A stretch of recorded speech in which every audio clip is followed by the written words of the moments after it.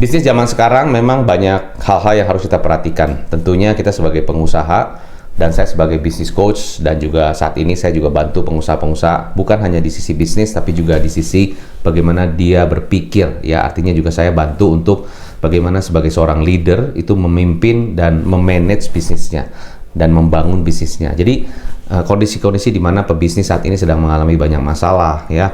Tokonya sepi, customernya diambil orang lain, kompetitor juga jualnya lebih murah. Jadi sebagai pebisnis itu saat ini sedang mengalami kondisi yang slow.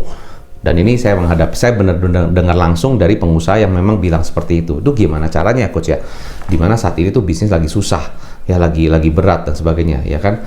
Saya juga punya barang numpuk sampai di gudang tuh sampai numpuk banget, itu susah keluar gimana? Kalau saya jual obral bisa aja, tapi belum tentu penjualannya juga sesuai dengan saya harapkan. Karena apa? Karena ternyata banyak kompetitor juga yang banting harga. Jadi saya juga susah nih, cash flow saya mati, mesti diapain ya? Tuh gimana caranya ya? Nah, jadi dalam video ini, bagi Anda yang baru pertama kali nonton channel saya, jangan lupa Anda bisa subscribe dan juga Anda bisa share ke teman-teman Anda kalau bermanfaat, karena saya percaya sharing is caring. Dalam konteks ini saya akan sharing kepada Anda ada beberapa strategi yang bisa dilakukan atau beberapa cara yang bisa dilakukan supaya Anda bisa menemukan jalan solusi dari kondisi seperti itu ya. Yang pertama tentunya adalah begini.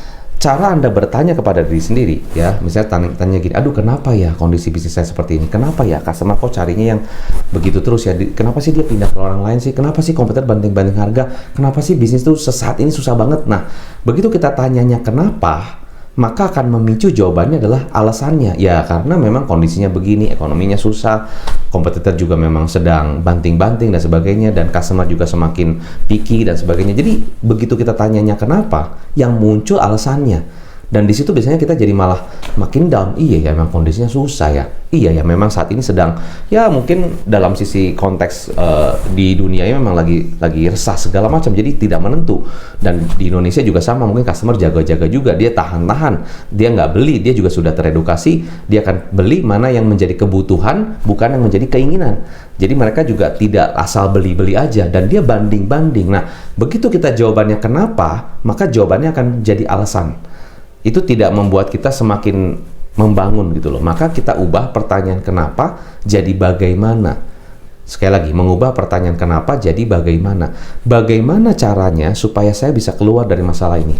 Bagaimana caranya supaya kalau walaupun customer cari yang murah, walaupun kompetitor banting harga, saya tetap bisa memenangkan kompetisi. Bagaimana caranya? Walaupun saya mungkin saat ini pasar sepi, slow, tetap saya bisa capai target. Nah, jadi pertanyaannya bagaimana? Karena otak tidak bisa tahu yang mana yang benar. Tergantung pertanyaan yang kita tanyakan dalam pikiran kita.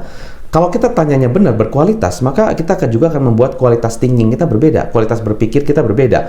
Nah, karena kualitas pikir kita berbeda, maka kualitas actionnya berbeda. Jadi, sekali lagi mengubah pertanyaan kenapa jadi bagaimana. Itu yang pertama.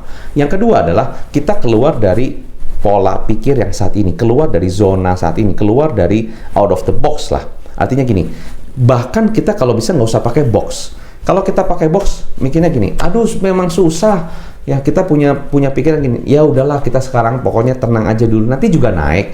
Ya pokoknya kita udah nggak usah ngapa-ngapain. Nanti juga pada tengah-tengah bulan juga ada customer datang ke toko kita. Ya udahlah memang kondisinya sekarang begini, tapi tunggu aja dulu, nanti juga naik lagi. Itu kan pola yang selama ini kita lakukan. Ya mungkin bertahun-tahun kita berbisnis tapi polanya sama. Ya udahlah, nanti kita marketing aja. Ya udahlah, nanti kita iklanin aja. Ya udahlah, kita banting diskon aja. Itu kan polanya sama. Ya, atau strateginya bisa jadi sama. Nah, coba kita keluar dari pola itu. Coba kita keluar dari strategi itu. Coba kita keluar benar-benar di luar kotak gitu loh. Iya ya. Selama ini kita kayaknya pikir cuma nunggu customer. Selama ini kita cuma pikir kayaknya cuma kasih diskon, banting-banting harga gitu aja. Kita belum pernah lakukan sesuatu yang beda. Misalnya apa? Coba kita kerjasama dengan pebisnis lain yang mungkin nggak berkompetisi dengan kita, tetapi punya target market yang sama. Boleh juga tuh. Misalnya contoh, saya toko besi. Ada teman saya, dia toko furniture, tapi ternyata yang datang ke toko furniture dia sama yang datang ke toko besi kita orangnya sama, kontraktor juga. Oh gitu ya, yang dia bisa membangun rumah dan sebagainya. Terus saya punya juga teman, dia toko itu dia menjual jual beli mobil, jual mobil second. Nah, ternyata yang datang ke toko jual mobil second itu juga ternyata kontraktor juga. Ternyata ada teman-teman. Nah, bagaimana kalau kita collapse? Jadi gimana collapse-nya? Ya udah, teman saya yang jual furniture, saya toko besi. Ya, kalau ada kontraktor yang beli di sana, bilang, Pak, kalau Bapak mau beli besi ke toko ini aja, nanti dapat harga khusus. Nah sama, kalau dia datang ke toko kita bilang kalau mau ke toko furniture dapat harga khusus. Atau sama, kita taruh satu brosur atau satu kayak semacam promosi kalau dia beli mobil di sana, ya mau cari furniture murah atau cari besi murah bisa ke toko kita. Nah dengan demikian kita bisa mendapatkan aliran customer yang banyak. Nah itu kenapa? Kita karena keluar dari kotaknya kita keluar dari polanya kita. Terus bilang, aduh customer sih zaman sekarang tuh memang susah, nawar-nawar. Ya mereka maunya yang murah terus. Semakin kita pikir begitu, semakin polanya kuat bahwa customer suka nawar-nawar, customer mau yang murah, customer banding-banding harga. Semakin kita fokus ke sana, semakin kita akan lihat orang-orang kayak gitu. Itu adalah the power of focus. Contoh begini, kalau saya bilang gini, Anda coba fokus di jalan lihat mobil warna putih. Tiba-tiba, pada saat Anda di jalan, lihatnya mobil putih terus. Coba Anda fokuskan mobil putih. Jadi pada saat mungkin Anda dari rumah menuju ke kantor, Anda lihat mobil putih mungkin ada 50-an mobil putih semua. Warna lain tidak fokus. Nah itu hati-hati, the power of focus.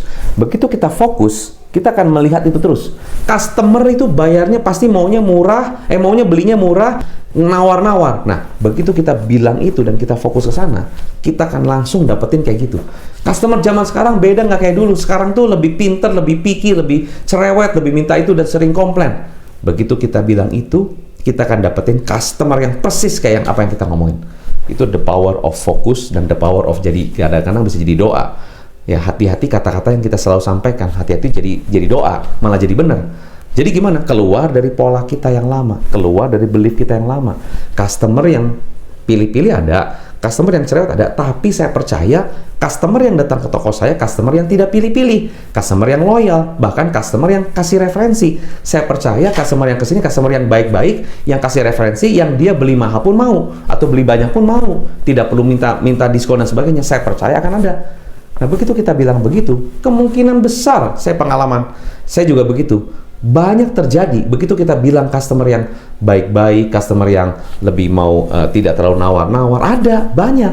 Nah karena kita perkatakan sesuatu yang positif, itu salah satu berpikir atau sesuatu strategi bagaimana kita bisa keluar dari kotak kita, dari pola kita, termasuk pola kita berpikir. Itu yang kedua.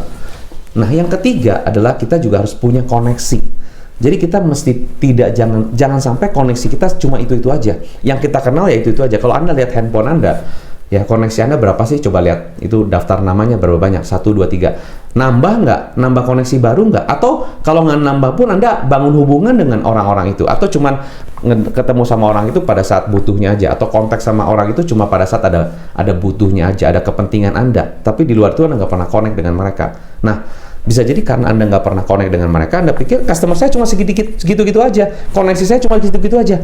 Belum tentu, karena bisa jadi kalau Anda punya 1000 kontak di handphone, itu yang benar-benar Anda pernah ngobrol langsung, ketemu langsung, atau mungkin Anda bangun hubungan dengan dia, nggak ada urusan apa-apa, nggak ada manfaat apa-apa, maksudnya nggak ada kepentingan apa-apa, Anda datang ke sana, ngobrol, mungkin cuma cerita, atau Anda bawa buah tangan, itu aja juga koneksi. Nah, dengan demikian Anda punya banyak koneksi, punya banyak relasi. Jadi pada saat Anda mungkin sedang ada bermasalah, Anda ingat, oh iya saya kenal sama ini. Bisa jadi mungkin Anda pernah nolong dia, satu hari dia juga mungkin bisa nolong Anda. Nah, kita percaya ada rumus tabur tuai. Anda give and take. Jangan maunya take aja, nerima, tapi nggak mau ngasih, itu pelit.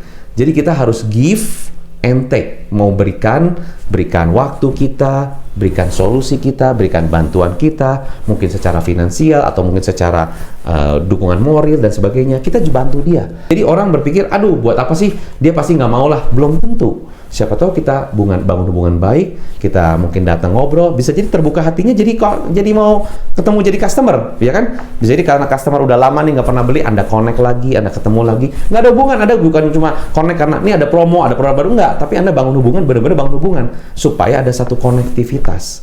Nah, saya percaya zaman sekarang karena kita semua serba handphone, serba media sosial, serba semuanya terpusat sendiri gitu kan, egosentris. Jadi kita tidak pernah terkonek dengan dunia luar atau bahkan di sekitar kita. Bahkan saya suka lihat di dalam kalau kita datang ke satu mall ya, rumah makan dan sebagainya, ada papa, mama, anak 2 gitu kan. Papa, mama, anak 2. Papanya lihat handphone, mamanya lihat handphone, anaknya lihat handphone, anak kecil juga lihat handphone, yang bayi juga lihat YouTube.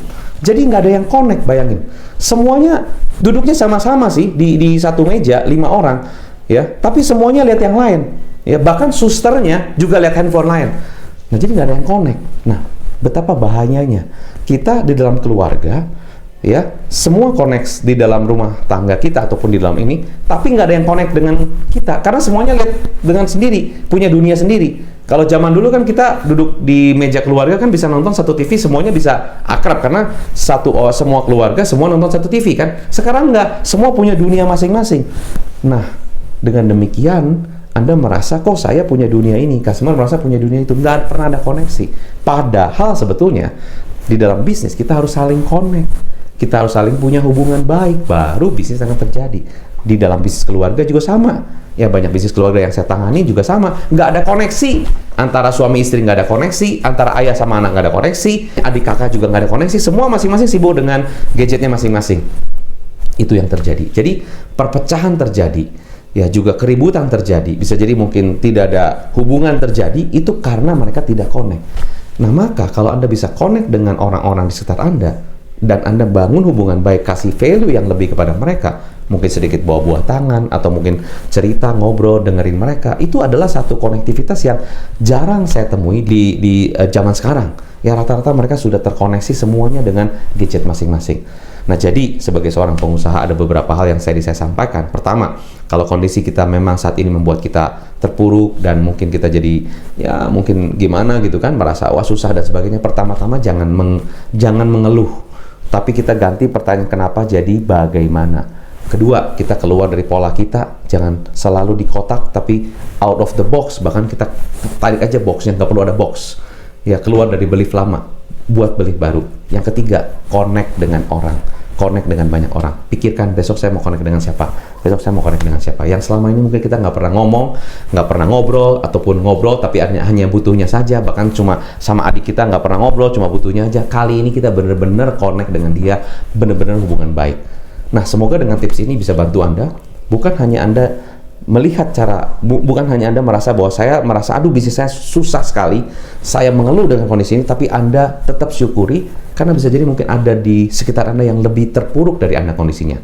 Satu itu. Kedua, ubah pertanyaan kenapa jadi bagaimana, keluar dari kotak, dan juga connect dengan orang-orang yang selama ini Anda tidak connect, tapi bangun koneksi. Sukses selalu, semoga Anda semakin baik menjalankan usaha Anda, dan saya doakan supaya usaha Anda semakin maju, semakin sukses.